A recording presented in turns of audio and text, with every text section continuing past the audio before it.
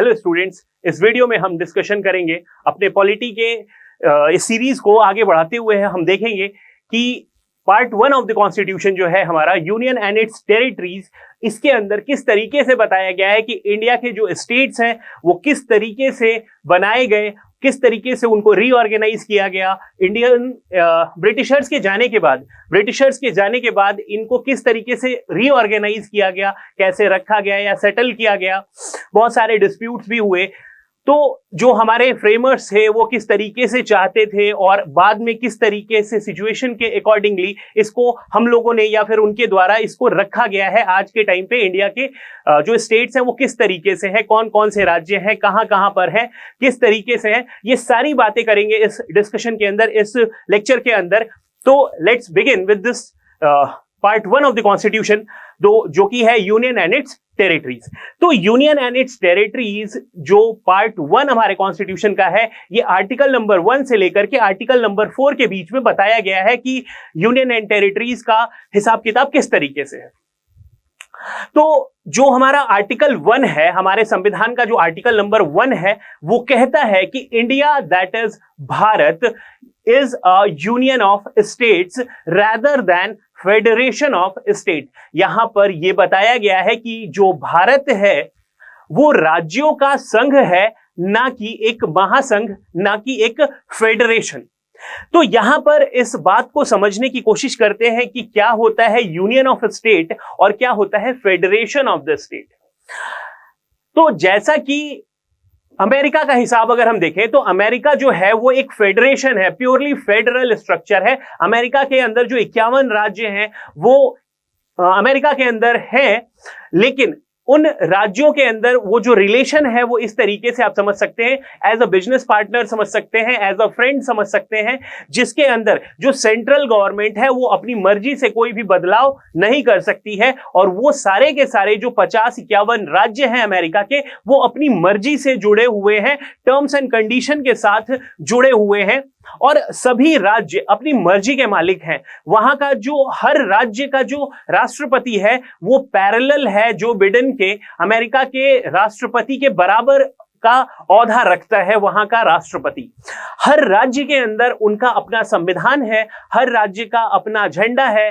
तो एक तरीके से देखें, वहां पे सेंट्रल गवर्नमेंट का जोर अपने राज्यों के ऊपर नहीं चल सकता है।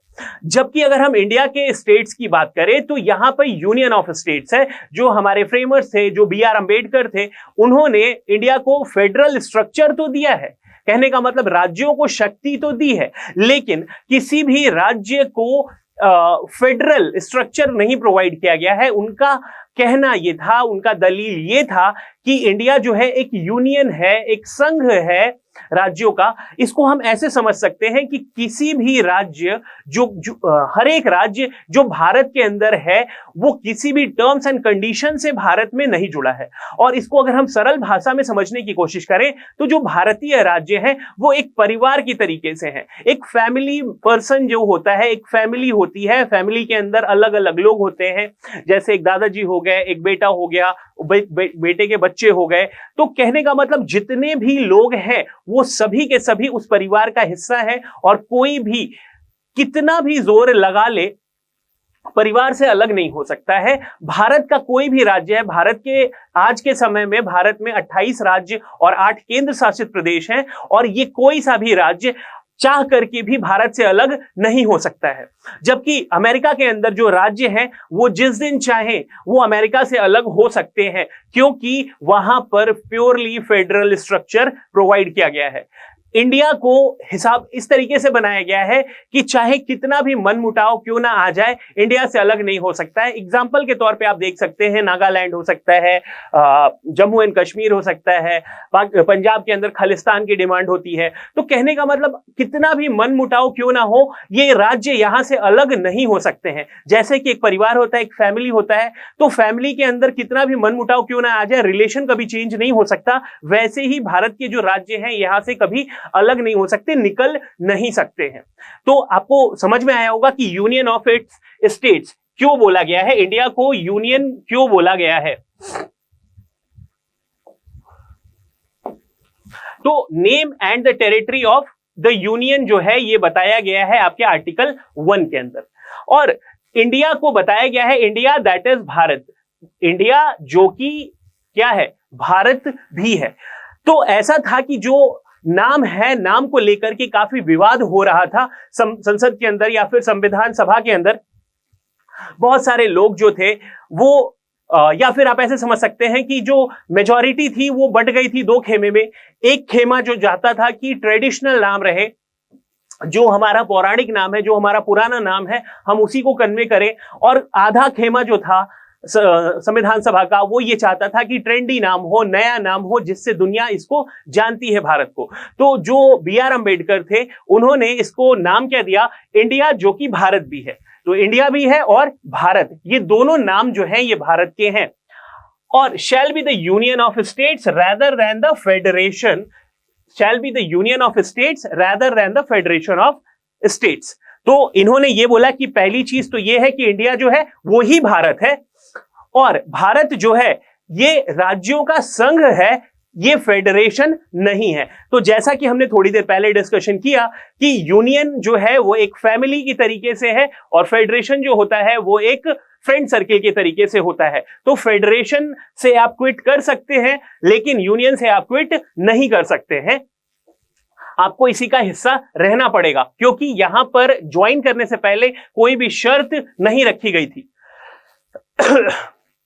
सॉरी, जो टेरिटरी है, इंडिया की जो टेरिटरी है ये कंप्राइज करती है, जो भारत की जो टेरिटरी है, जो जमीन है, वो कंप्राइज करती है तीन चीजों को।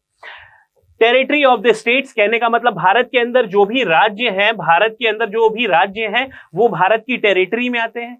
फिर भारत के अंदर जो यूनियन टेरिटरीज हैं, जो संघ शासित प्रदेश हैं, वो भी भारत का हिस्सा है।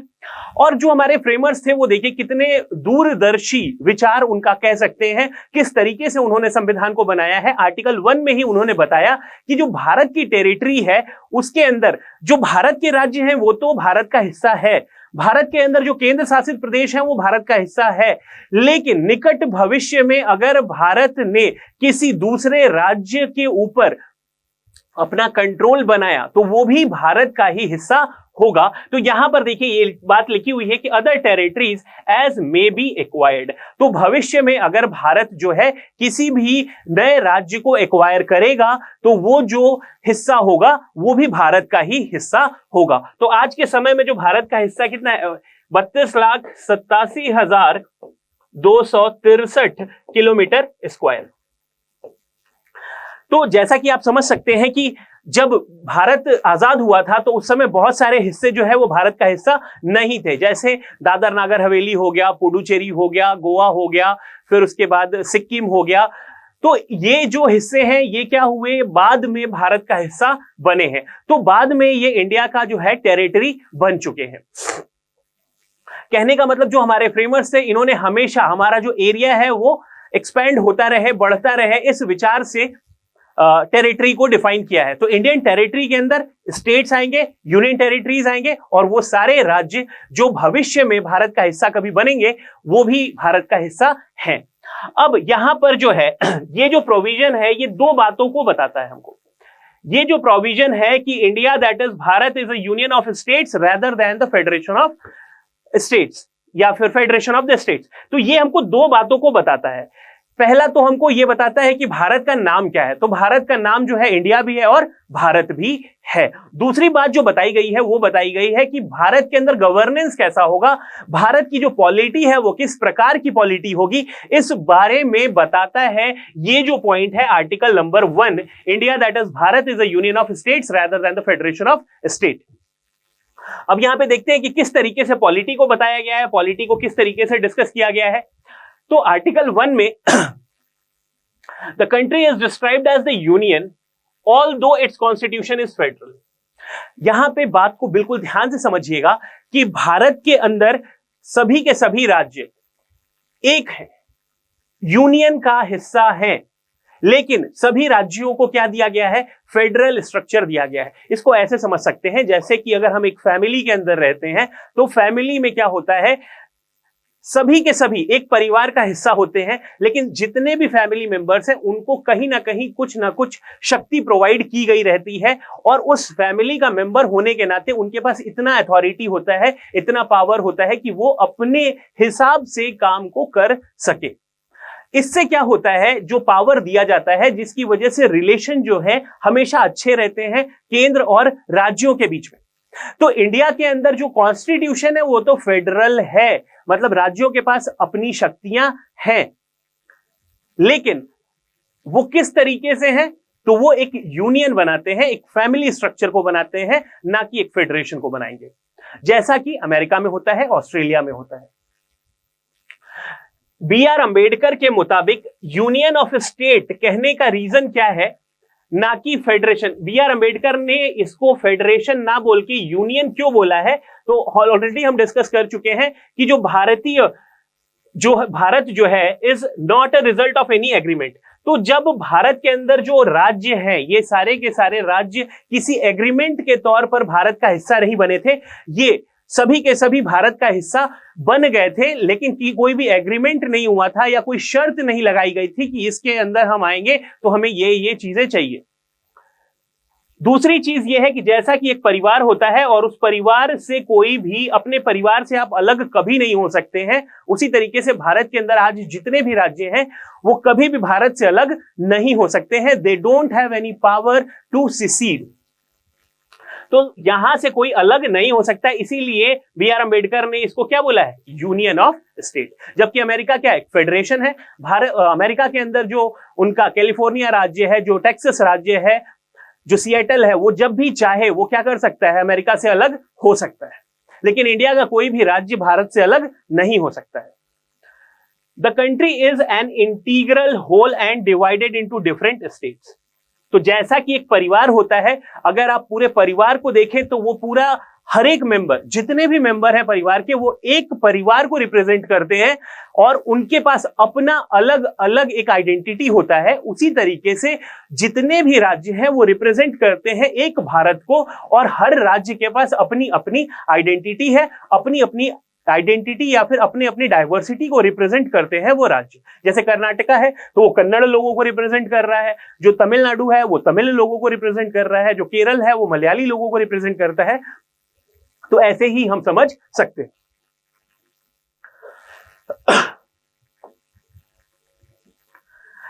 आर्टिकल नंबर 1 के तहत जो भारत की टेरिटरी है इसको क्लासिफाई किया गया है 3 कैटेगरी के अंदर। तो भारत की जो टेरिटरी है इसको क्लासिफाई किया गया है 3 प्रकार से, भारत की टेरिटरी को रिप्रेजेंट किया गया है या फिर क्लैरिफाई किया गया है आर्टिकल 1 के अंदर। तो देखते हैं क्या। एक तो हो गया आपके टेरिटरी ऑफ स्टेट्स, भारत के जो भी राज्य हैं वो इसका हिस्सा है। फिर यूनियन टेरिटरीज जो है ये इसका हिस्सा है, और जो भारत सरकार है भविष्य में अगर किसी राज्य को अपने अंदर कब्जा कर लेती है या ले लेती है या खरीद लेती है या गिफ्ट में पाती है, लीज पर लेती है, किस भी कारण से अगर किसी हिस्से को लेती है तो वो भी क्या होगा, टेरिटरी ऑफ इंडिया होगा। The name of the state and the union territory and their extent are mentioned in the first schedule। अब भारत, हम लोगों ने लास्ट लेक्चर में देखा था कि भारत के संविधान के अंदर टोटल 12 शेड्यूल्स का विवरण दिया गया है। तो जो पहला शेड्यूल है उसके अंदर बताया गया है कि कौन सा राज्य कितना बड़ा है, किस तरीके से है, कहां पर है, उसके अड़ोस पड़ोस में कौन है, उनसे बाउंड्री किसकी किसकी लगती है, कितनी बाउंड्री किससे लगती है, ये सारा खाका, ये पूरा डिटेल जो है वो शेड्यूल 1 में दिया गया है। मैंने आपको बताया था कि जो शेड्यूल होता है, शेड्यूल के अंदर उन बातों को रखा जाता है जो कि हमारे पार्ट्स में तो हैं, लेकिन उनको और डिटेल में वहां शेड्यूल में बताया जाता है। तो इंडिया के जो पार्ट 1 है वो बता देता है कि यूनियन एंड इट्स टेरिटरीज क्या है, किस तरीके से है, कौन सा राज्य कैसे होगा, लेकिन एट प्रेजेंट कौन सा राज्य किस तरीके से है वो आपके शेड्यूल में मेंशन किया गया है। The provision of the constitution pertaining to the state are applicable to all the states in the same manner. तो जैसा कि एक फैमिली के अंदर होता है कि जितने भी फैमिली मेंबर्स होते हैं उनको एक बराबर का औहदा प्रदान किया जाता है। घर में जितने भी फैमिली मेंबर्स होते हैं उनको इक्वल इंपॉर्टेंस दी जाती है। उसी तरीके से भारत के अंदर आज के समय में 28 राज्य और 8 केंद्र शासित प्रदेश हैं, तो उन सभी राज्यों को एक बराबर का हैसियत, एक बराबर का दर्जा दिया जाता है। किसी के साथ कोई भेदभाव नहीं किया जाता है। लेकिन अब जैसे कोई फैमिली है तो फैमिली के अंदर भी आप अगर देखें तो अगर कोई छोटा बच्चा है तो उसको थोड़ी सी ज्यादा वैल्यू दी जाती है या फिर उसके ऊपर ज्यादा रख रखाव किया जाता है, उसके ऊपर ज्यादा खर्चे किए जाते हैं, क्योंकि उसकी जरूरत ऐसी है। फैमिली मेंबर में अगर कोई बूढ़ा है, कोई हैंडीकैप्ड है या फिर कोई बीमार है तो उसको भी क्या किया जाता है, स्पेशल प्रोविजंस दिए जाते हैं। तो भारत के अंदर भी 28 राज्य और 8 केंद्र शासित प्रदेश हैं, इन सभी को बराबर का दर्जा मिलना चाहिए। लेकिन कुछ एक्सेप्शंस हैं, कहने का मतलब जैसे कि कोई जरूरतमंद है तो उसको हमको क्या देना पड़ता है, स्पेशल प्रोविजन देना पड़ता है अपनी फैमिली में। उसी तरीके से इंडिया के अंदर जो राज्य हैं, जैसे कि आपके नॉर्थ ईस्ट के स्टेट्स हो गए, तो यहां पे आप देख सकते हैं महाराष्ट्र हो गया, गुजरात हो गया, नागालैंड हो गया, असम हो गया, मणिपुर, आंध्र प्रदेश, तेलंगाना, सिक्किम, मिजोरम, अरुणाचल प्रदेश, गोवा एंड कर्नाटका। ये कुछ ऐसे राज्य हैं जिनको आर्टिकल नंबर 371 के तहत और पार्ट 21 के तहत कुछ स्पेशल प्रोविजंस दिए गए हैं। इनको स्पेशल प्रोविजन देने का क्या मकसद है, क्या मतलब है? पहला तो ये कि ये पहाड़ी क्षेत्र हैं, दूसरे देशों से इनकी बॉर्डर्स लगते हैं, कुछ सिचुएशंस ऐसी होती हैं जिसकी वजह से इनको कुछ स्पेशल प्रोविजन देने पड़ते हैं। तो उन स्पेशल प्रोविजंस का जो हिसाब किताब है वो कहां दिया हुआ है, पार्ट 21 के अंदर, और article number 371 A, B, C, D, E, F, G, H, I, J तक ये सब कुछ दिया हुआ है। उसके बाद हम लोगों ने पढ़ा था कि जो हमारा शेड्यूल 5 है उसके अंदर जो ट्राइबल लोगों का किस तरीके से एडमिनिस्ट्रेशन होगा ये भी बताया गया है आपका शेड्यूल 5 के अंदर। फिर उसके बाद हमने देखा था कि शेड्यूल 6 के अंदर जो AMTM है, असम, मेघालय, त्रिपुरा एंड मिजोरम, वो राज्य जो कि बॉर्डर लगाते हैं आपके बांग्लादेश से, उनके अंदर रहने वाले जो ट्राइबल लोग हैं उनका एडमिनिस्ट्रेशन किस तरीके से होगा। तो ये जो कुछ स्पेशल प्रोविजंस हैं उनका हिसाब किताब आपका schedule 5 and schedule 6 and part 21 के अंदर दिया हुआ है। लेकिन जो मेन यहां समझने वाली बात यह है कि भारत के हर राज्यों को एक बराबर का दर्जा दिया जाएगा और उनके साथ कोई भी भेदभाव नहीं किया जाएगा।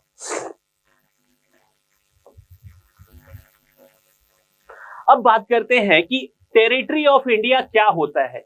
तो जैसा कि आपने देखा कि टेरिटरी ऑफ इंडिया में सारे राज्य, सारे केंद्र शासित प्रदेश और सारे के सारे राज्य जो कि भविष्य में भारत का हिस्सा बनेंगे वो भी टेरिटरी हैं। तो समझने वाली बात यह है कि union of states and territory of India में बड़ा कौन है। तो टेरिटरी ऑफ इंडिया में, टेरिटरी ऑफ इंडिया जो है वो बड़ा है, यूनियन ऑफ स्टेट्स जो है वो छोटा है। यूनियन ऑफ स्टेट्स में केवल भारत के 28 राज्य आते हैं, जबकि टेरिटरी ऑफ इंडिया में भारत के 28 राज्य और 8 केंद्र शासित प्रदेश भी आएंगे। तो यूनियन ऑफ इंडिया में केवल राज्य आएंगे, आज के समय में वो कितने हैं, 28, और टेरिटरी ऑफ इंडिया में क्या आएगा, 28 स्टेट्स प्लस 8 यूनियन टेरिटरी। तो ऐसा क्यों है? तो ऐसा इसलिए है कि यूनियन ऑफ स्टेट्स जो है ये सारे राज्यों को दर्शाता है, जो कि डाइवर्सिटी को दर्शाता है। भारत के अंदर अलग अलग डाइवर्सिटी है और उन सभी डाइवर्सिटी का रिप्रेजेंटेशन करते हैं ये राज्य, तो इसीलिए इनको यूनियन ऑफ स्टेट्स में रखा जाता है। जबकि यूनियन टेरिटरी की बात, तो यूनियन टेरिटरी जो होता है वो केंद्र सरकार के द्वारा शासित किया जाता है। तो टेरिटरी ऑफ इंडिया में स्टेट्स भी आएंगे एंड यूनियन टेरिटरी भी आएंगे, जबकि यूनियन ऑफ स्टेट्स में सिर्फ भारत के राज्य आएंगे और वो सारे राज्य क्या कर रहे हैं, अलग अलग डाइवर्सिटी, अलग अलग कल्चर को रिप्रेजेंट करते हैं। The states are the member of the federal system and share the distribution of power with center।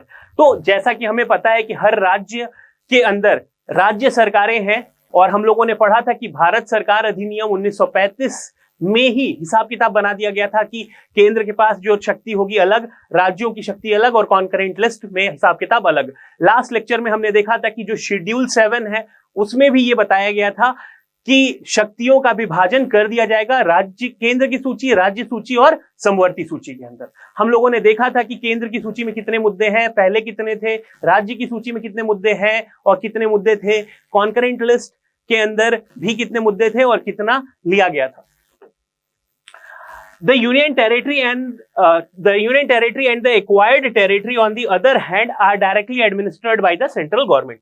तो यहाँ पे ये बात ये कह रहा है कि टेरिटरी ऑफ इंडिया के अंदर जो यूनियन टेरिटरीज हैं और जो वो राज्य जो निकट भविष्य में भारत के द्वारा एक्वायर किए जाएंगे तो उनको डायरेक्टली एडमिनिस्टर करेगा केंद्र सरकार, इसीलिए उसको यूनियन ऑफ स्टेट्स में नहीं रखा गया। तो ये क्वेश्चन आपसे पुटअप किया जा सकता है कि यूनियन ऑफ स्टेट्स बड़ा है कि टेरिटरी ऑफ इंडिया।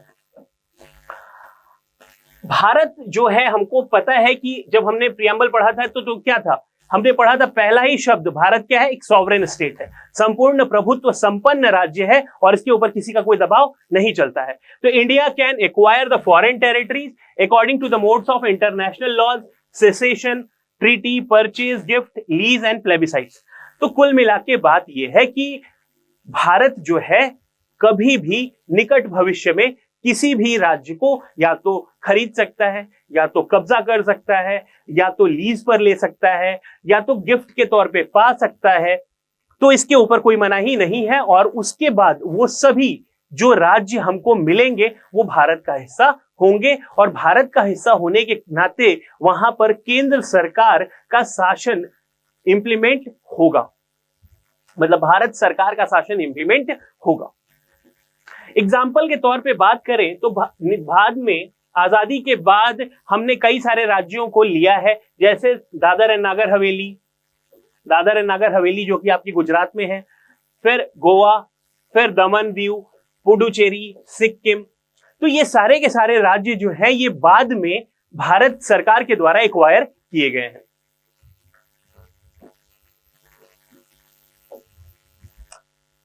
अब बात करते हैं आर्टिकल 1 तो हमने कर लिया डिस्कस, अब बात करते हैं आर्टिकल नंबर 2 में। तो आर्टिकल 2 जो है ये कहता है एडमिशन ऑफ स्टेट्स। जो हम लोग अभी पढ़ रहे थे टेरिटरी ऑफ इंडिया की बात की, निकट भविष्य में भारत सरकार जो है दुनिया के दूसरे किसी जमीन के हिस्से को भारत का हिस्सा बना सकती है, वही चीज आपके आर्टिकल नंबर 2 में बताया गया है कि एडमिशन और the establishment of new state. कोई नया राज्य भारत में मिलाया जा सकता है, उसको एडमिट किया जा सकता है भारत में, और इसके लिए कानून या प्रावधान कौन बनाएगा, ये आर्टिकल 2 जो है ये शक्ति देता है संसद के पास। तो संसद के पास शक्ति है कि वो कानून बना करके भारत के अंदर, भारत के यूनियन के अंदर कोई नया राज्य ले आ सकते हैं और भारत में मिला सकते हैं। Article 2 is related to the admission or the establishment of new state that is not the part of Indian या फिर Union of India। तो भारत में अभी जो कोई भारत का हिस्सा नहीं है वो निकट भविष्य में भारत का हिस्सा बन सकता है। एग्जाम्पल के तौर पे बात करें, जैसे सिक्किम ने अपने आप को भारत में मिला लिया, ठीक है। 1959 में तिब्बत के ऊपर कब्जा किया किन्होंने, चाइना ने। तो चाइना के डर से सिक्किम को लगा कि उनको भारत में मिल जाना चाहिए, अन्यथा चाइना उस पर कब्जा कर लेगा। तो वो क्या हुआ, भारत में मिल गया। ऐसे ही हो सकता है नेपाल भी भारत में आकर के मिल जाए, ऐसे हो सकता है कि पाकिस्तान जो है वो भारत का हिस्सा हो जाए। तो भारत की जो संसद है ये डिसाइड करेगी, और ये संसद डिसाइड करेगी कि किस तरीके से पाकिस्तान को या फिर कोई भी नया स्टेट जो है वो भारत का हिस्सा बनेगा और उस पर किस तरीके से कानून व्यवस्था चलेगी। Article 2 empowers the parliament to admit into the Union of India or establish new state on such terms and condition as thinks fit। तो कहने का मतलब किस परिस्थिति में किस तरीके से कोई नया राज्य भारत का हिस्सा बनेगा ये तय किया जाएगा भारत की संसद के द्वारा। Article 2 grants 2 powers to the parliament. 2 शक्तियां देता है आर्टिकल 2 संसद को। पहली ये कि power to admit into the union of India new state which are already in the existence, और उसके बाद the power to establish new states which are not in the existence before. तो कहने का मतलब यहां पर यह बोल रहा है कि किस तरीके से नए राज्यों को मिलाया जाएगा, भारत के अंदर विलय किया जाएगा। तो दो तरीके से, अगर मान लीजिए कोई हिस्सा है जो कि भारत का हिस्सा है ऑलरेडी, और एक जो कि भारत का हिस्सा नहीं है, तो भारत का जो हिस्सा नहीं था जैसे कि सिक्किम, तो उसको मिलाया गया है आपका भारत के अंदर 1975 के अंदर। तो ये आर्टिकल 2 के तहत। ये तो हो गई बाहर वाली बात। अगर एग्जांपल के तौर पे बात करें तो आर्टिकल 2 को आप ये समझ सकते हैं कि जैसे आपकी फैमिली है, अगर वो बाहर की प्रॉपर्टी खरीदना चाहती है तो वो बाहर की प्रॉपर्टी को खरीद सकते हैं। आपके पड़ोस में अगर कोई जमीन खाली है, कोई घर खाली है, तो उसको आपके घर वाले खरीद सकते हैं। ये बोला गया है आर्टिकल 2 में। और उस जो नया प्रॉपर्टी आप खरीदेंगे वहां पर कानून व्यवस्था या सरकार चलेगी आपके फैमिली की। तो उसी तरीके से नया जो भी हिस्सा भारत में मिलाया जाएगा, संजोया जाएगा, उस पे चलेगा भारत सरकार का शासन, और ये तय किया जाएगा भारत की संसद के द्वारा। अब बात करते हैं, जैसे आपका घर है, आपका जो घर है उस घर के अंदर या फिर प्लॉट है, तो उस प्लॉट के अंदर या बिल्डिंग के अंदर कई सारे कमरे हैं। तो आप बिना किसी से पूछे, अगर आपको लगता है कि आपके घर में कुछ मरम्मत की जरूरत है या कुछ चेंज की जरूरत है या कुछ बदलाव की जरूरत है, तो आप बिना किसी से पूछे अपनी मर्जी से उसमें बदलाव कर सकते हैं।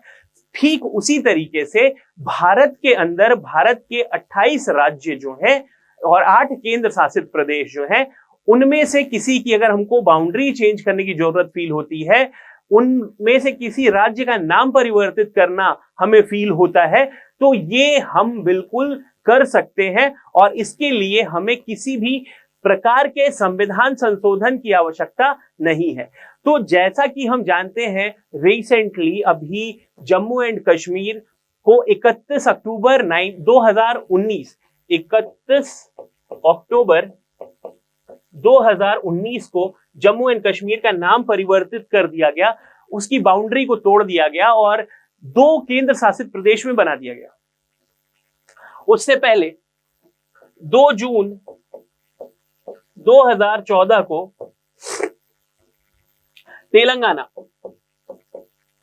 तेलंगाना को आंध्र प्रदेश से तोड़ करके एक नया राज्य के तौर पर इस्टेब्लिश कर दिया गया था।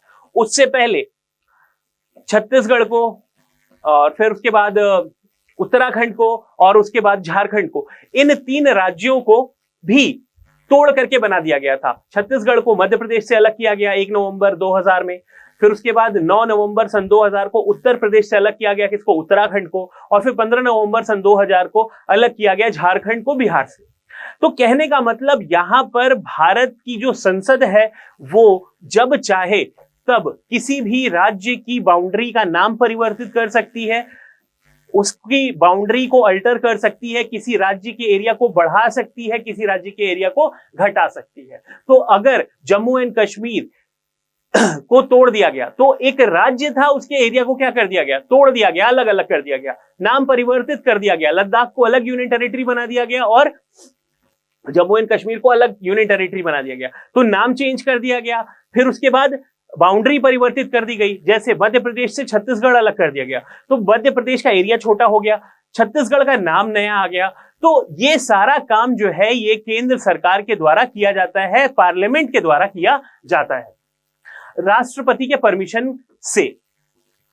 तो यहीं पर ये चीज बोला गया है आर्टिकल 3 के तहत कि रिलेटेड टू द फॉर्मेशन और change in the existing state and the union of India.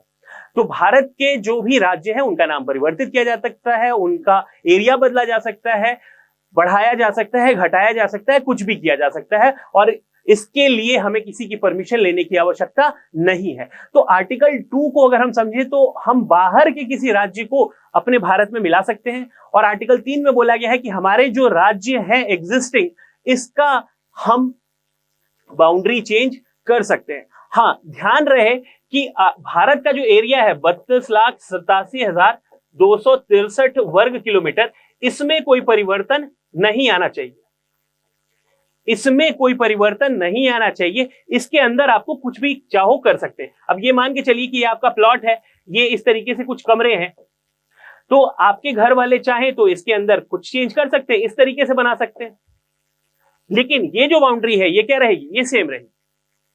तो यही चीज बोला गया है आर्टिकल 3 के अंदर। तो यहां पर आप इस चीज को समझे कि इंटरनल रीएडजस्टमेंट, आर्टिकल 2 जो है वो आपका एक्सटर्नल रीएडजस्टमेंट है और आर्टिकल 3 जो है ये इंटरनल रीएडजस्टमेंट है। आर्टिकल 3, तो ये जो शक्ति है इंटरनल रीएडजस्टमेंट की, ये राज्यों के पास नहीं है। राज्य चाह करके नहीं रीएडजस्टमेंट कर सकते। कौन करेगा? संसद करेगी। तो article 3 authorises the parliament to form a new state by separation of the territory from any state or by uniting two or more states or part of the state by uniting the territory or the part of any state. तो कुल मिला के जो हमने अभी discussion किया कि कोई भी राज्य, जैसे मध्य प्रदेश है तो मध्य प्रदेश का एरिया क्या कर दिया गया? घटा दिया गया। देखिए यहां पे मध्य प्रदेश का एरिया घटा दिया गया। दादर नागर हवेली और दीव दमन दोनों को क्लब कर दिया गया, तो दोनों का एरिया क्या हो गया? इंक्रीज हो गया। छत्तीसगढ़, जम्मू एंड कश्मीर का क्या हो गया? बाउंड्री अल्टर हो गई। पहले वो राज्य था, अब केंद्र शासित प्रदेश में आ गया। तो कहने का मतलब संसद के पास शक्ति है, ये सब काम किया जा सकता है। Alter the name, Madhya Pradesh से निकाल करके छत्तीसगढ़ एक नया राज्य हो गया, आंध्र प्रदेश से निकाल करके तेलंगाना एक नया राज्य हो गया। तो नाम में भी परिवर्तन किया जा सकता है। और ये सब किससे किया जाएगा? Article number 3।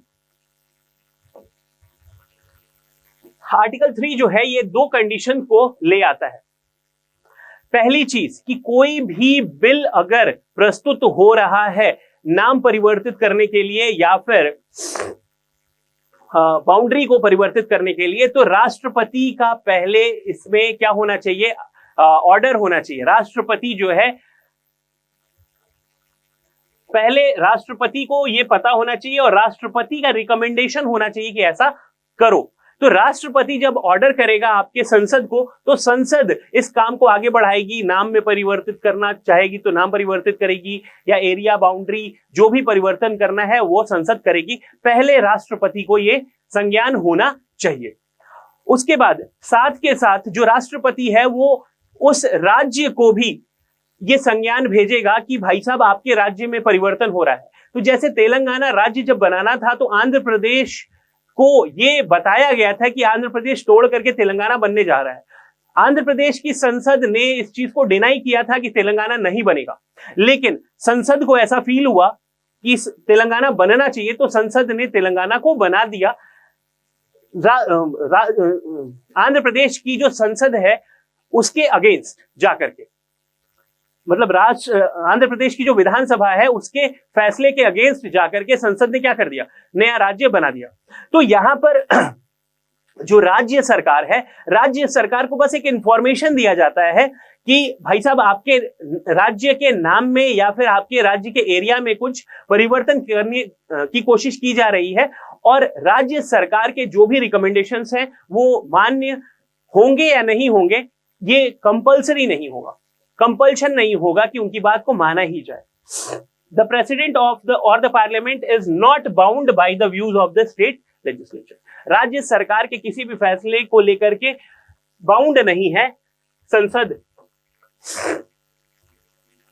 अब बात करते हैं, जो कॉन्स्टिट्यूशन जो है हमारा वो ऑथोराइज करता है कि पार्लियामेंट फॉर्म कर सकती है नया राज्य, नया बाउंड्री एरिया, नाम परिवर्तित कर सकते हैं विदाउट देयर कंसेंट। मतलब राज्य सरकार के परमिशन, राज्य सरकार के इच्छा के अगेंस्ट जाकर के ये सारा काम संसद कर सकती है। दूसरे शब्दों में कहें तो parliament can redraw the political map of the India. कहने का मतलब, अगर इसको एक एग्जांपल के तौर पे समझे कि जैसे आपका घर है, तो आप एक स्टूडेंट हैं और आप बच्चे हैं अपने घर में, तो आपके पिताजी चाहें तो आपका जो कमरा है उस कमरे को तोड़ सकते हैं, आपको पूछे बिना या फिर आपके परमिशन के बिना भी उस कमरे को तोड़ा जा सकता है और वहां पे कुछ नया बनाया जा सकता है। तो ये बिल्कुल वैसे ही है। Hence, the territorial integrity or the continued existence of any state is not guaranteed by the Constitution. हमारे संसद के अंदर ये तो गारंटी किया गया है कि भारत का जो एरिया है वो वही रहेगा, लेकिन अगर कोई राज्य आज के समय में है तो वो राज्य भविष्य में रहेगा कि नहीं रहेगा इसकी कोई गारंटी नहीं है। इसीलिए भारत को क्या बोला जाता है? एक अविनाशी संघ का, विनाशी राज्यों का संघ है। मतलब इसके जो राज्य हैं वो विनाश उनका विनाश हो सकता है, लेकिन देश का विनाश नहीं होगा, संघ का विनाश नहीं होगा। तो यहां पर India is an indestructible union of destructible states. यहां पे जो राज्य है उनका विनाश किया जा सकता है, लेकिन भारत संघ का विनाश नहीं हो सकता है। जैसे कि आप देख सकते हैं, उड़ीसा नाम था पहले, उड़ीसा का नाम अब क्या हो गया, ओडिशा हो गया, तो उड़ीसा खत्म हो चुका। फिर उसके बाद पहले मैसूर राज्य था, तो मैसूर राज्य का नाम 1973 में चेंज कर दिया गया, वो क्या हो गया, कर्नाटका। फिर 2005 में उत्तरांचल का नाम चेंज करके उत्तराखंड कर दिया गया। पहले क्या बोल सकते हैं, मद्रास राज्य था, अब क्या हो गया, तमिलनाडु हो गया। तो कहने का मतलब यह है कि नाम जो है परिवर्तित किया जा सकता है, और जो भी आज के समय में एग्जिस्ट कर रहा है राज्य, इसकी कोई गारंटी नहीं है कि वो एग्जिस्ट करेगा। अगर देखें तो union government can destroy the states, बिल्कुल सिंपल सी बात है, सिंपल यही हम डिस्कस करते आ रहे हैं कि जो यूनियन गवर्नमेंट है वो राज्यों को क्या कर सकती है, ब्रेक डाउन कर सकती है, तोड़ सकती है। लेकिन अगर अमेरिका की बात करें तो अमेरिका के अंदर टेरिटोरियल इंटीग्रिटी है। हमने क्या डिस्कशन किया कि अमेरिका ने साइन करके, अमेरिका के जो राज्य हैं उन्होंने क्या बोल सकते हैं, एक टर्म्स एंड कंडीशन साइन किया हुआ है, और उनका कोई भी राज्य जो है वो तोड़ा नहीं जा सकता है। वो राज्य जो पहले एग्जिस्ट करता था वो आज भी क्या करता है, एग्जिस्ट करता है। अमेरिका का जो टेक्सास राज्य है वो हमेशा टेक्सास राज्य रहेगा। वहां पे अमेरिका की सरकार चाह करके भी उसको दो टुकड़ों में नहीं कर सकती है, उसके बाउंड्री में परिवर्तन नहीं किया जा सकता है। तो अमेरिका के अंदर क्या है, continued existence of the state, ये गारंटी किया जाता है संविधान के द्वारा। लेकिन भारत के अंदर ऐसा कुछ भी नहीं है। In USA, the territorial integrity or the continued existence, if the state is guaranteed by the Constitution, वही बात कह रहा है। The American federal government cannot form the new state. तो अमेरिका की जो सरकार है वो नया राज्य नहीं बना सकती। अमेरिका के अंदर 51 राज्य है और वही रहेंगे, उसमें कोई परिवर्तन नहीं किया जा सकता जब तक वो राज्य खुद ना चाहे। तो यूएसए को कहा जा सकता है क्या, an indestructible union of the indestructible state. America जो देश है वो भी इंडिस्ट्रक्टिबल है, और अमेरिका के जो राज्य हैं वो भी इंडिस्ट्रक्टिबल है। इंडिया का क्या सीन है, इंडिया जो देश है वो इंडिस्ट्रक्टिबल है, लेकिन जो उसके राज्य हैं वो डिस्ट्रक्टिबल हैं, और वो अलग अलग पार्ट्स में तोड़े जा सकते हैं। आर्टिकल 4 ये कहता है, आर्टिकल 4 जो है हमारे संविधान का, वो ये कहता है कि हम अगर आर्टिकल 2 और आर्टिकल 3 के तहत अगर कोई भी परिवर्तन कर रहे हैं तो उसके लिए हमको संविधान संशोधन करने की आवश्यकता नहीं है। एग्जाम्पल के तौर पे बात करें कि जैसे आपके पेरेंट्स हैं, अगर वो चाहे कोई नई प्रॉपर्टी खरीदना, तो नई प्रॉपर्टी खरीदने के लिए उनको कोई भी परमिशन लेने की आवश्यकता नहीं है, और अपने घर के अंदर कोई भी इंटरनल चेंज कराना है, घर में पेंट कराना है, घर के अंदर अगर कुछ तुड़वाना है, उसमें नया कंस्ट्रक्ट कराना है, तो उसके लिए किसी को परमिशन लेने की जरूरत नहीं है। बस कुल मिला के आपके पास हैसियत होनी चाहिए, उतने पैसे होने चाहिए कि आप अपने से परिवर्तन करवा सके। सेम उसी तरीके से अगर भारत देश अगर आर्टिकल 2 के तहत किसी नए राज्य को अपने अंदर मिलाता है और आर्टिकल 3 के तहत इंटरनल रीऑर्गेनाइजेशन कराता है, चेंज कराता है, तो उसके लिए हमें कोई भी संविधान संशोधन करने की आवश्यकता नहीं है आर्टिकल नंबर 368 के तहत।